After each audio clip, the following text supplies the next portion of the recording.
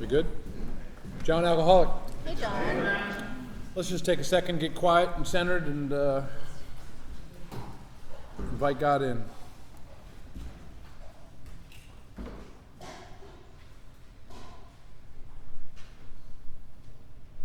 Amen. And I don't know that we really need to invite God in. I don't think he's here either way, but it's good for me to acknowledge. Wow. That was scary. His little watch said, I don't want to go too far on tradition 3 since we're at the pace to get about half the traditions done. But I'll just, it's an obvious observation, but I have to say it, is that this tradition saved my life.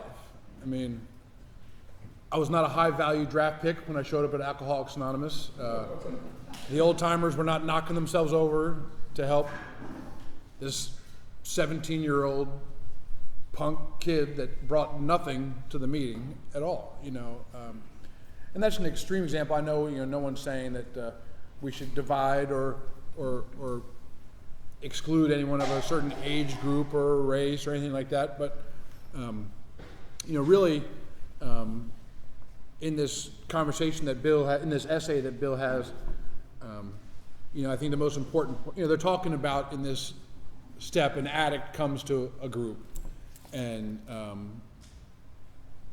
you know, they're all worried he's going to tear the group apart and all the rest. And for me, the most powerful part of the third tradition reading is, you know, I don't know if it was Bill, but someone in the group says, well, what would the master do?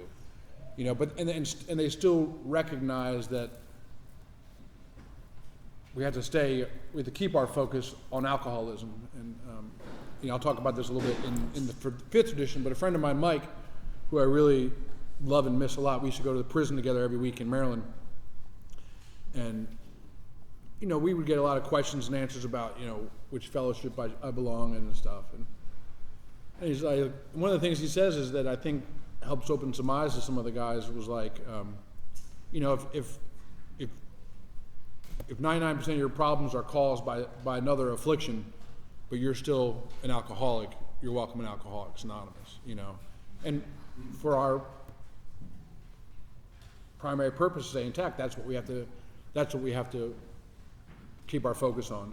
You know, and this really, you know, can be talked about in the first tradition, or the third tradition, or the fifth tradition, probably all the traditions, but like, I used to, when I was newer in sobriety, had a really fancy way of introducing myself, you know, in the meeting, you know, and my sponsor just said, John, introduce yourself that you are John and you're an alcoholic.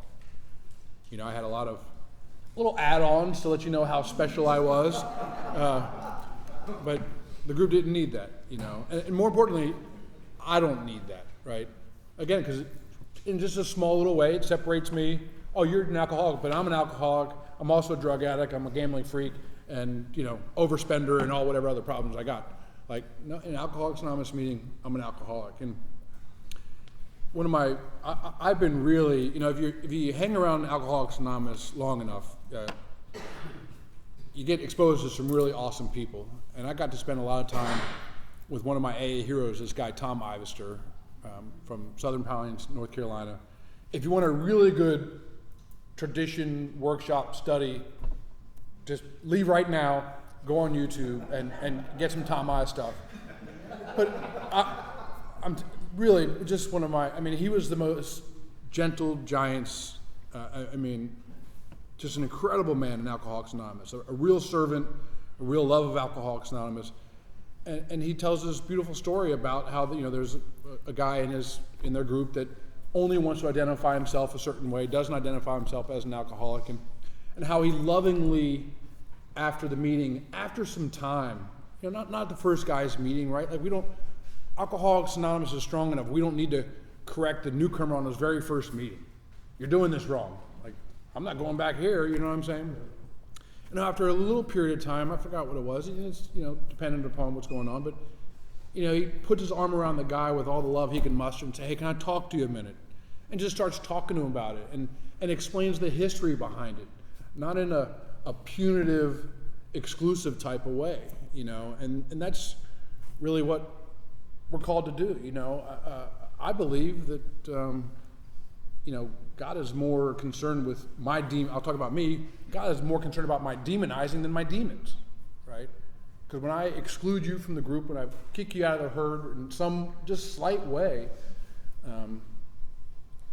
I've cut off another channel of God to me, and I've done the same to them. So all of these are just coming, as we've said, all come back to this idea of unity, right? These 11 guideposts, these 11 job descriptions, and so I have to get rid of this idea of being the policeman and punishing and the need to be right. When I didn't fall in love with the big book for a long time, but when I finally did, man, God forbid you misquote it in the meeting.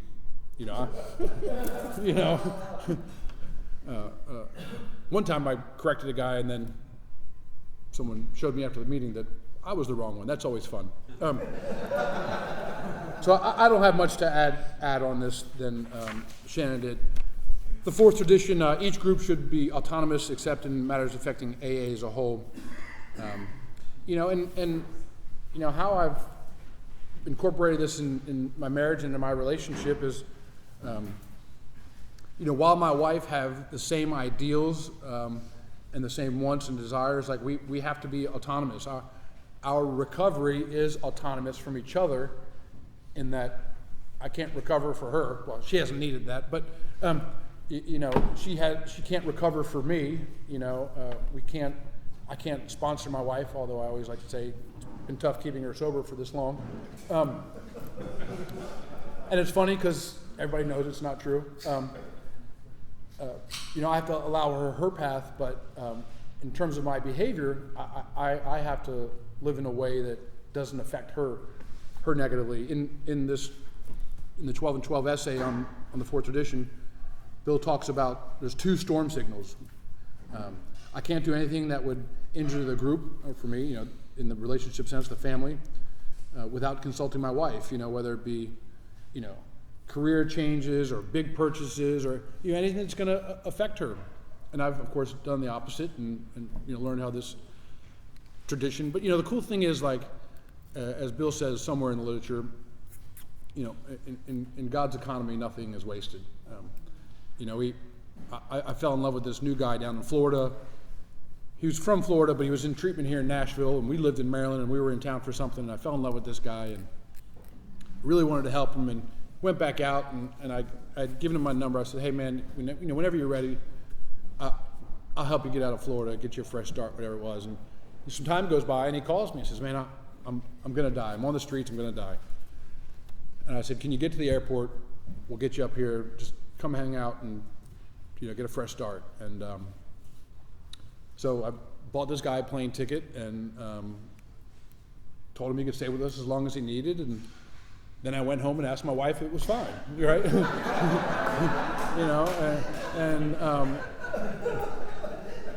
I gave her the lie. It's only going to be a couple weeks. I sponsor a lot of guys with halfway houses. I'll get them in a halfway house.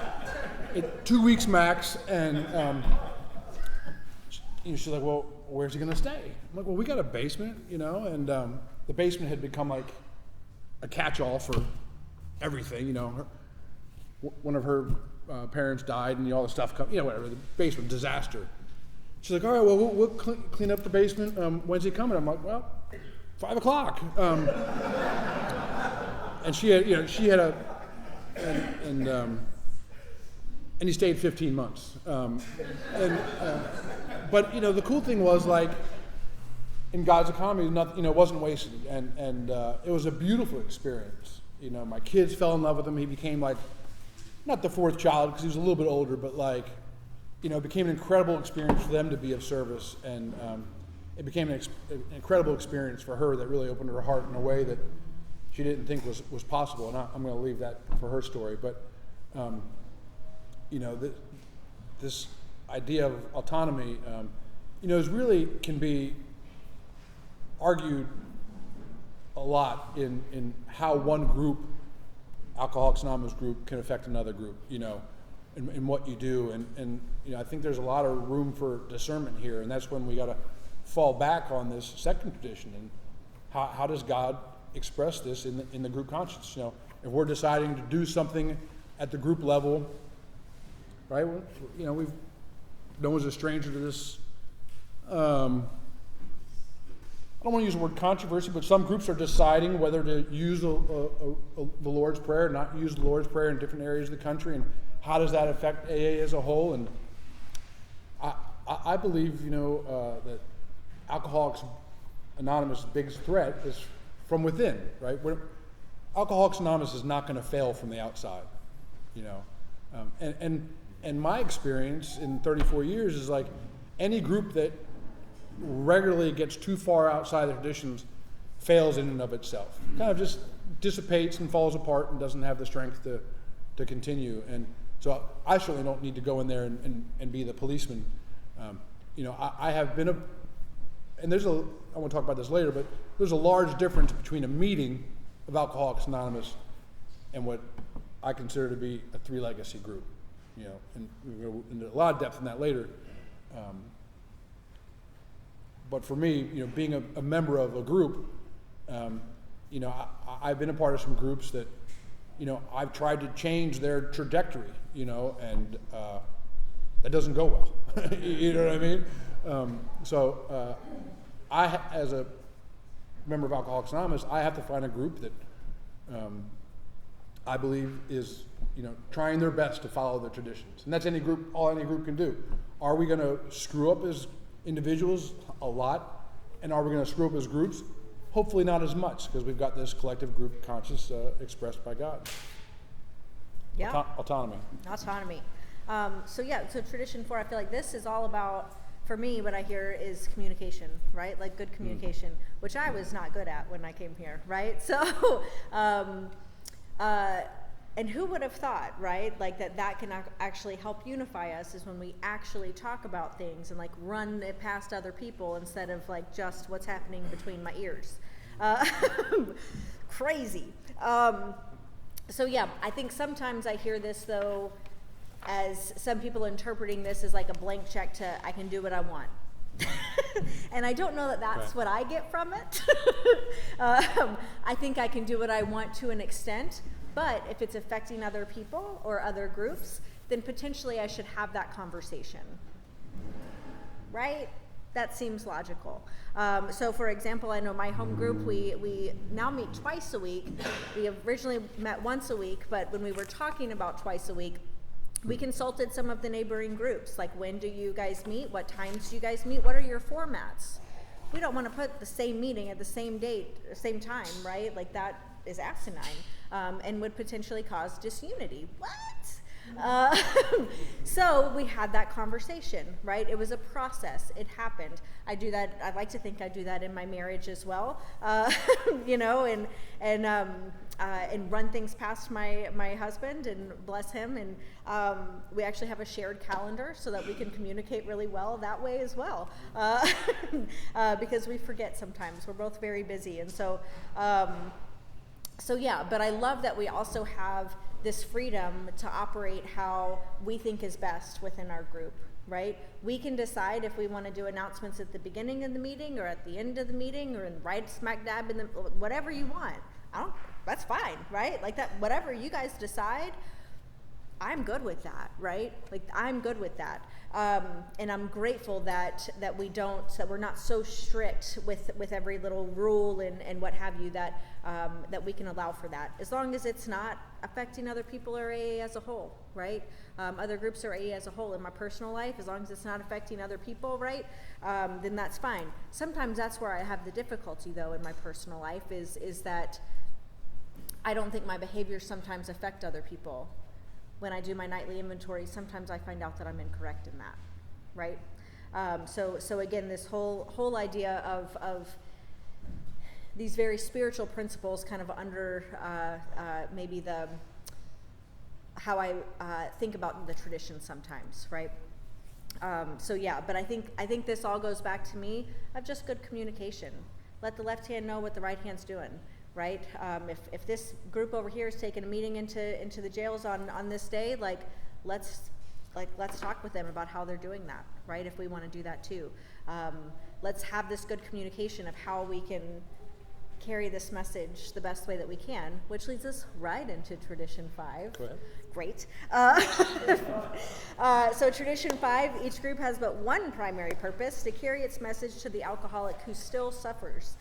That's what we're doing here. That's what we're doing here, right? That's the one thing that we as alcoholics in Alcoholics Anonymous are uniquely suited to do, right? Is to carry this message.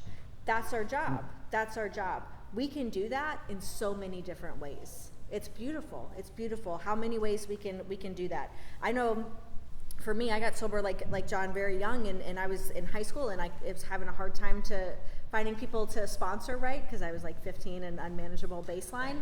But what I found was that I could be of service in general service. I could show up to my home group meetings, right? I could make coffee, I could do those things. I could be a part of the treatment committee. I took meetings into a treatment facility, into an adolescent treatment facility for years, like I didn't quite know about the spirit of rotation at that point, but but having this this unique experience that we have, right, and being able to carry that on, and sometimes that takes the shape of, I will never see where this message lands, right? Like, I'm okay with that. I love working behind the curtain. You know what I mean? I prefer that now. I was talking with someone, I like the shadows, I don't like the spotlight so much, and I think that's what we do in our meetings, right? When we have our business meetings and we are vehemently discussing what brand of coffee is going to be used, right, to help carry the message of Alcoholics Anonymous. Those are serious topics, right? See, I'm right there with you. Or what kind of creamer or what have you, right? Like, all of those things are important, but we also have like the same discussions in regards to the Plain Language Big Book that we've talked about at conference, right? Like, that's a project that's currently happening of a big book that's going to be in plain language. You know how cool that's going to be for the prison population, right? If they can understand what we're actually trying to ask them to do, or to individuals who don't speak 1935 English. I needed a translator when I got here, right? And I had the luxury of having a sponsor that could translate for me, but that's not everyone's story, right? Anyways, we'll come back to my primary purpose. I thought you were going to take a vote for a second. No, we're done. But there's a variety of ways that we can carry this message, right? And the beauty is that I can vividly recall, I remember sitting in a meeting with this individual who was just this precious child of God who I prayed for almost every night. Because he needed the prayer and I needed the practice. And I can just remember like sitting in these meetings with this individual, and every time he would share, I would think to myself, this was one of those where I was like, I have to like keep my face still. Like, don't be judgy, Shannon, don't do it.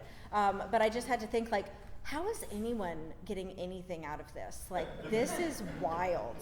You know what I mean? Like, what did he just say? And whatever, like a few months later, I had a sponsee that came back in. She had gone out and came back in, and so I was just talking to her about it, and I was like, so what was it like, right? And she goes, yeah, man, it was crazy. The one thing that I kept thinking was this one dude, his voice in my head, and I was like, what? That guy? Are you serious right now? And that's what got her, right? Like, that's what got her. And so who am I to say, like, what message someone needs to hear at any given time? At any given time. I am wrong frequently, but that's what I love about this, is that, again, we're on this bicycle wheel, and there's lots of different ways to get the message, but sometimes we take a different path to get there. And that's okay. That is totally fine, right? We all have our eyes on the prize of doing what's best for Alcoholics Anonymous as a whole in carrying this message. So, Tag. Thanks. Tough act to follow. Tradition 5, I like in the long tradition here where it talks about each group is a spiritual entity. And I have that feeling when I walk into my home group, and I pray you do as well.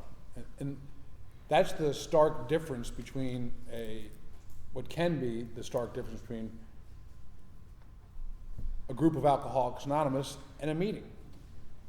To me, there's two large differences, and that was really the gift I got from Tom Ivister.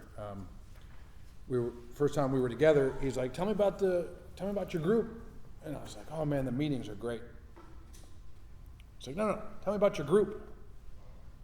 And I was like, oh. And to steal one of his famous lines, he said, what makes his home group incredible is what they do between meetings. It's pretty easy, especially in a well-populated area like this, to have a pretty good meeting of Alcoholics Anonymous, right? You get a couple people together, you make some coffee, you get a room, you get some chairs together, you get someone who's had some, relative experience of Alcoholics Anonymous in the steps or something that's going to help some other members of Alcoholics Anonymous, and you start off a conversation on it, and hopefully in our literature, right?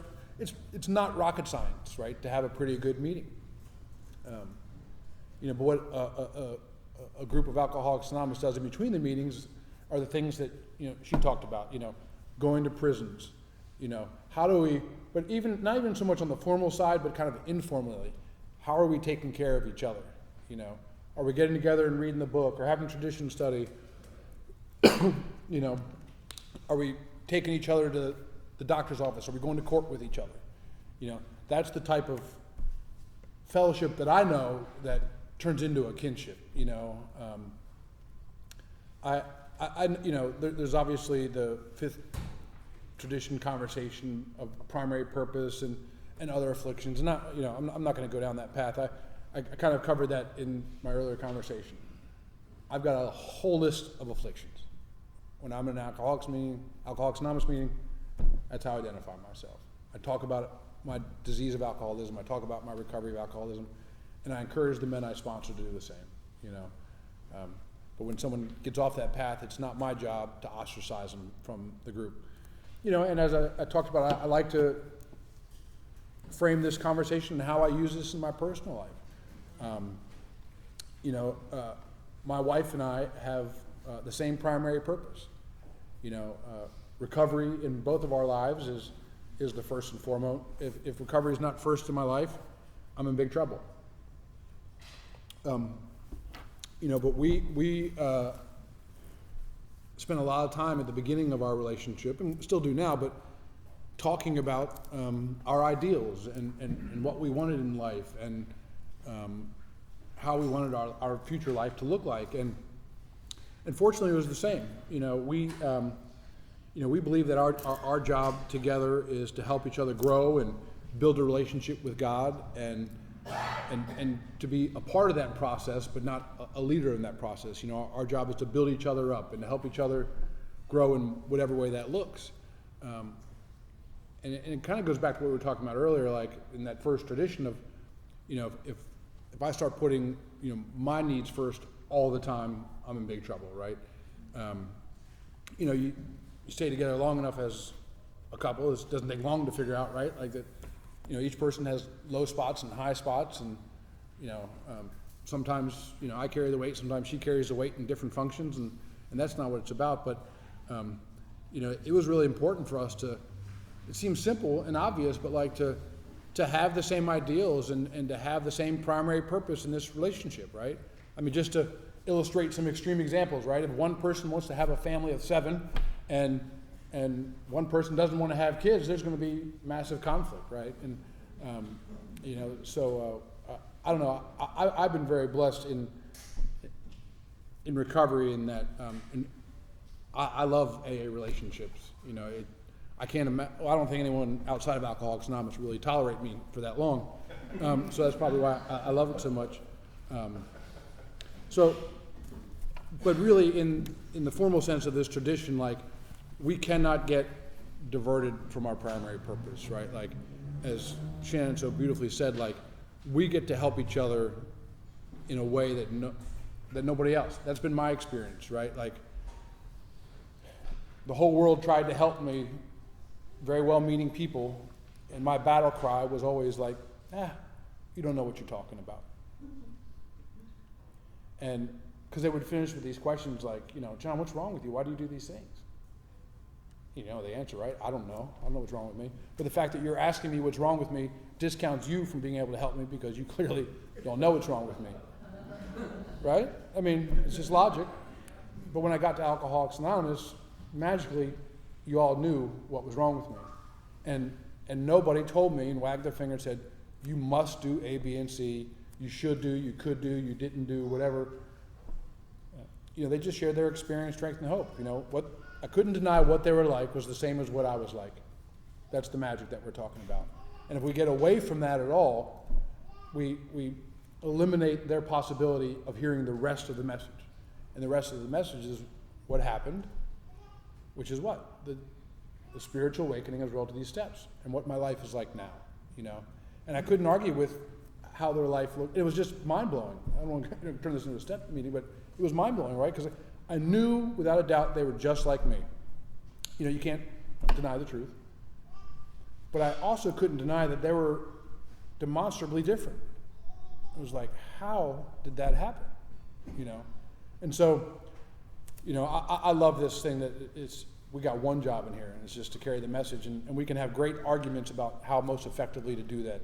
Do we have a 12-12 meeting? Do we have a big book meeting? Do we have a Bill sees it meeting? Whatever, you know. But we have one primary goal. Did you want to add anything to 5? No. The sixth tradition, an AA group will never endorse, finance, or lend the AA name to any related facility or outside enterprise, lest problems of money, property, or prestige divert us from our primary purpose. The second half of that tradition has certainly held true in my personal life, that problems of property, prestige have diverted me from my primary purpose. And that's why it's important that an AA group not go into collective business together or buy anything. You know, you stay around a little bit while you think that's just such an obvious thing, right? You know, you see enough problems, but I mean, just think about the extreme example of that. Imagine if a group, you know, these 12 traditions, I think, as Shannon said, are, you know, to keep me from killing you, but are really to keep me from my best motives, right? The motive may be good, but the principle may be flawed. And so the motive of a group might be, hey, look, you know, we're a pretty well-to-do group. We all got some money. 20 of us, let's all put in $1,000 and buy a little druggy buggy, and we'll drive it to the treatment center together, and then we'll pick up people at different areas and bring them to the meeting. That's a really solid motive. Everybody agree with that? I mean, that's a solid motive. Well, you know, you got to title that van in someone's name, and so when we title it in Larry's name, and then Larry, you know, puts some big rims on it and puts a lift on it and has the windows tinted and spends $4,500 on a stereo, and comes back to the group and say, hey, I did some improvements in the van. I need to be compensated. You know, there's problems, right? Or when Larry goes, God forbid, goes back to drinking, right? And Larry sells it for, you know, some good whiskey. Then what's the problem, right? Like, so we need to remove any potential problems that can, again, going back to that first tradition, disunify us, right? Like, we don't need to have any property, any special relationships with any groups. You know, we cooperate, we don't affiliate, which obviously is going to a further tradition, but, you know, we can't lend the AA name to any, and they learned this at the beginning. You know, if you do a little bit of history studying, you know, Bill lived a pretty, you know, broke life for the first couple of years, well, for a long time in and out, but, you know, had an opportunity to, this is before the traditions, had the opportunity to go into business with the hospital and get a job. And, you know, it was a great, you know, the motive is good, right? Bill has, for many years, you know, trudged this road here in building our program, and thank God I had the wisdom not to do that, you know. You know, because if we lend our name to any other outside enterprise, imagine the problems, right? Imagine if we lent the AA name to any political party. Alcoholics Anonymous and the Democratic Party. Alcoholics Anonymous and the Republican Party. That would completely divide us into two groups. I've now separated, and I'm getting into another tradition, but, you know, I've now cut AA in half. I've now reduced the amount of God channels I get by half, right? Because God speaks to me through you, right? Tradition 6. Yeah, tradition 6. It's a layup. It is. Yeah, so he did great, right? He did so good.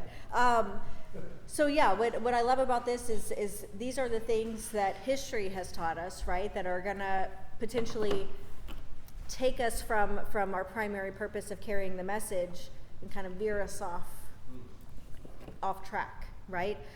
These ideas of money, property, and prestige for a group, for an individual, right? I know it's commonplace, I think, that I have seen anyways, of individuals coming in and being like, I need a lot of money, I need to pick up all these shifts at work, and yeah, I need money. It's like, no, man, you probably just need to hang out here for a minute, you know? Like, just sit down. Yeah, and this idea too can tear us apart in Alcoholics Anonymous. Yeah, we can spend an entire business meeting talking about where we need to get an oil change for that druggy buggy that we bought. Not talk about anything else other than where we're going to get this oil change, because time's up, we got to go, let's go, you know. I'm hungry, and so that can put us in a slippery spot. So let's just focus on the one thing that we're like kind of good at, right? Like this one thing, and don't let all this other noise divert us from that purpose. It's really easy because we can be really well intentioned with a lot of our schemes and plans and designs of how we can make AA better, right? But it's important that we have this tradition to keep us in the lines. I also love this idea too about prestige, right? Because I think that in Alcoholics Anonymous, there was a time where I certainly wanted to like be the coolest member of Alcoholics Anonymous. You know what I mean? And be really which is hysterical because our name is literally Alcoholics Anonymous, right?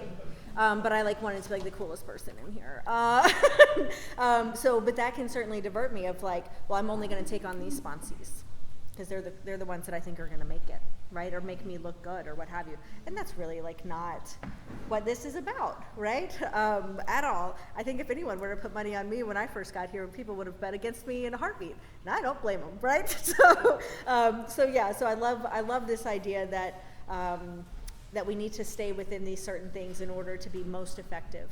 This is what's best for Alcoholics Anonymous, right? Is staying between these lines. So yeah. Then moving on into talking about money some more into Tradition 7. Every AA group ought to be fully self-supporting, declining outside contributions. So essentially what this means is that I need to start being responsible financially for myself, for my group needs to start being financially responsible for themselves. Same thing with my district and area, so forth and so forth, right? I need to live within my means, which was not something that I was used to coming into Alcoholics Anonymous, you know? But it's important that it's important that I contribute to Alcoholics Anonymous in order for all of these like really cool projects and the ways that we're carrying this message, right? So that those can happen. Because I have a lot of good ideas, but those good ideas sometimes cost money, right? And so when I put the dollar in the basket, it's not like a membership fee, or it's not going to go to like someone else's pocket. It goes into a treasury, and if I sit and I hang out for the business meeting and I figure out where that money goes, right? Some of that's for rent, some of that's for that coffee that we argue about, of which is going to be the best to get. Some of that goes to buying workbooks or pamphlets or what have you, for all of these different ways that we can best carry the message of Alcoholics Anonymous, right? And then we talk about how we're going to spend our money in our business meetings. We talk about it, and hopefully we agree on it mostly, you know? But it's important that we stay self-supporting as a home group. As an individual, like I struggled with this tradition for a long time, I think, and still can, right? But really, again, just like living within my means of like, this is how much is in my bank account, so this is what I can do, right? This other thing, maybe he's gonna have to wait till next month or what have you, or just not in the cards at all. I would like a lot of things, doesn't mean that I'm gonna get them. So yeah, and I think goals would be, in a broader sense, I would love to tell you that like Alcoholics Anonymous as a fellowship, that the General Service Office in New York is 100% self-supporting. That is not the case. That has never been the case in our history of Alcoholics Anonymous. We as individual members have never been fully self-supporting of the General Service Office since the inception of our fellowship. And that's not a knock, that's just the way that it is, right? Like, that's just the way that it is. And so how we balance our budget at that level is we sell literature for profit to offset, right? So if we were fully self-supporting, our literature would be completely free of charge. But instead we're not, right? And I think the last statistic that I heard was that if each member spent like $6 and some change and sent it directly to the general service office, not going through your group, but sending it directly to the general service office a year, $6 and some change a year, then we would be fully self-supporting as a fellowship. Wild, right? Wild. And I don't think it's that we're doing this necessarily out of spite. I think a lot of it is just we don't know what we don't know. You know what I mean? We don't know what we don't know. And so I would love to have our fellowship be 100% self-supporting and our literature to be available to anyone regardless of however much it costs. But we're just not in that place right now, right? Not right now. So yeah, I got off on that little bit. But I'll turn it over to John now. Thanks. I love what you shared. Our home group, we have a tradition meeting once a month, and Larry led it last week. Incredible, great conversation on Tradition 7, and I really got to thinking during his share, I'm just going to point out the obvious. The financial part of a group being self-supporting is really to protect the individual, from itself. I mean, let's say my home group's expenses are $100 a month, and I'm paying 99, of those $100. I'm going to get resentful. I'm going to think I've got a greater voice in the group. Bill talks about in Tradition 7 that, whoever pays the piper calls the tune. And that's also why we don't take contributions from outside enterprises, because they will then think they have the ability to call the tune in what we talk about and what we do.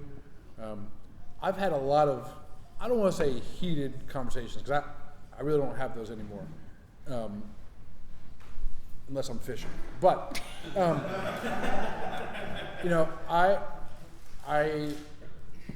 was a part of this, I used to go to this AA meeting, not group, in Washington, D.C. that was a part of this clubhouse. And their policy was they split a percentage of the basket with the overall facility. And I think in a lot of ways that violates this tradition. The group needs to pay our way,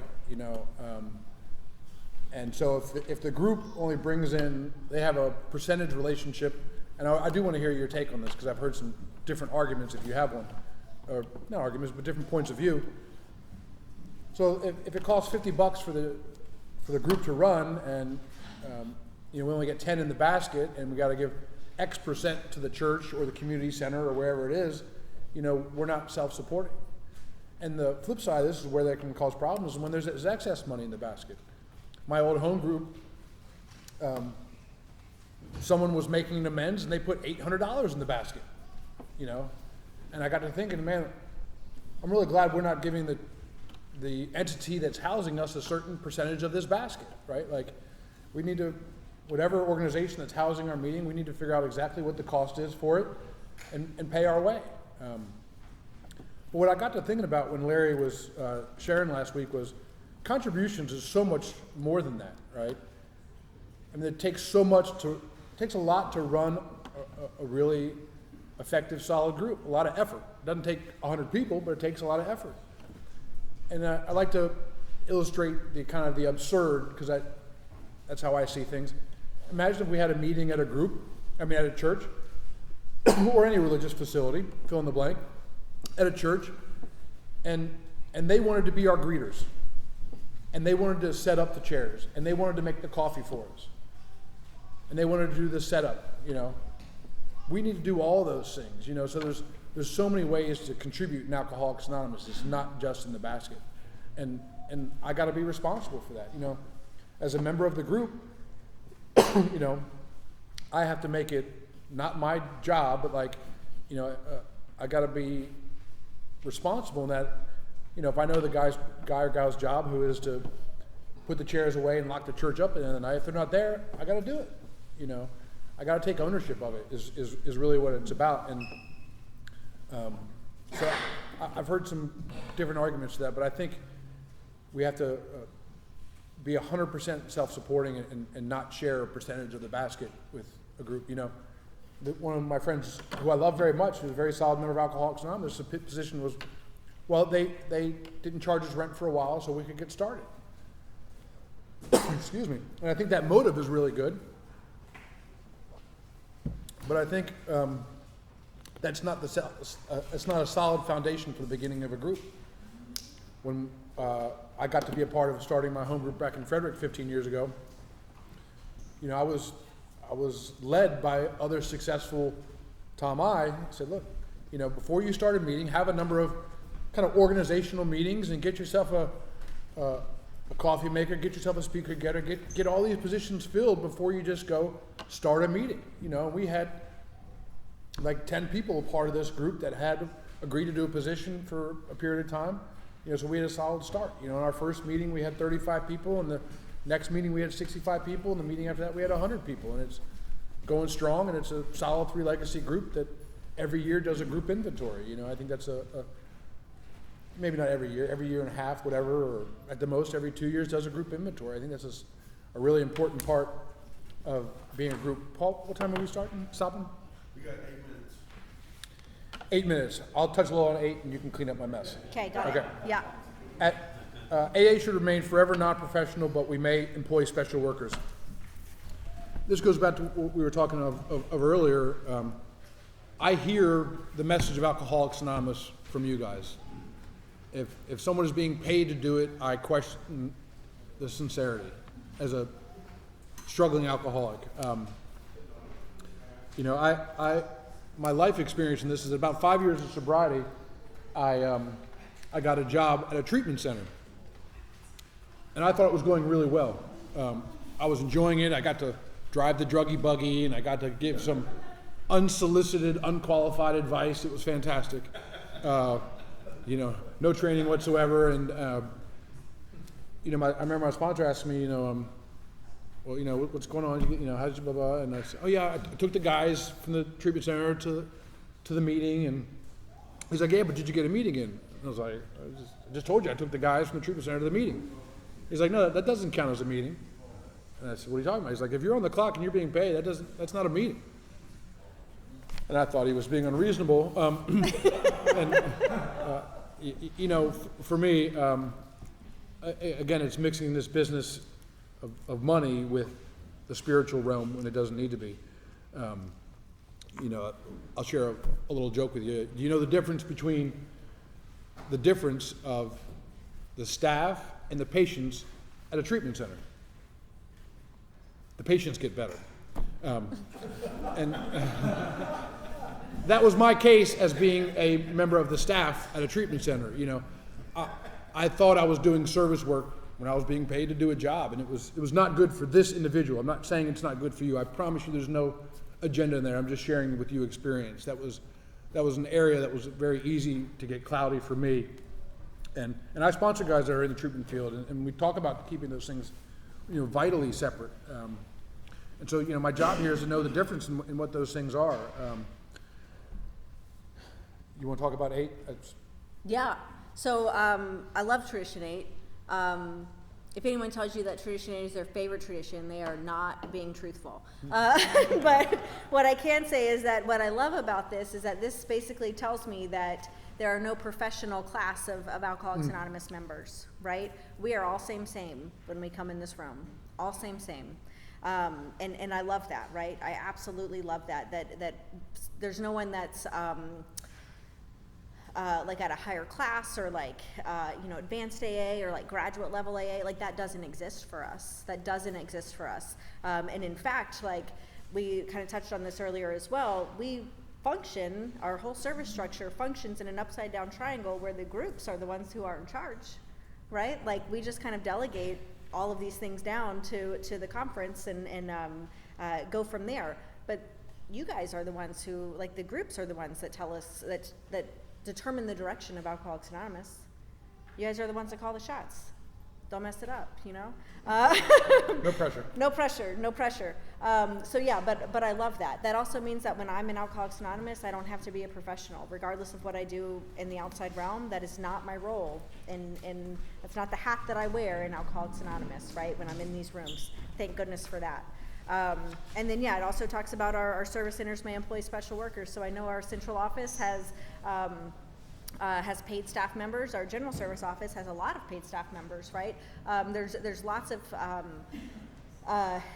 ways that individuals that work for those entities are of service to us. However, they do get paid for that work, right? Because I don't know if you've ever had the experience of someone volunteering to do something, like to paint your living room, and then they like show up when they want, and they do maybe the job.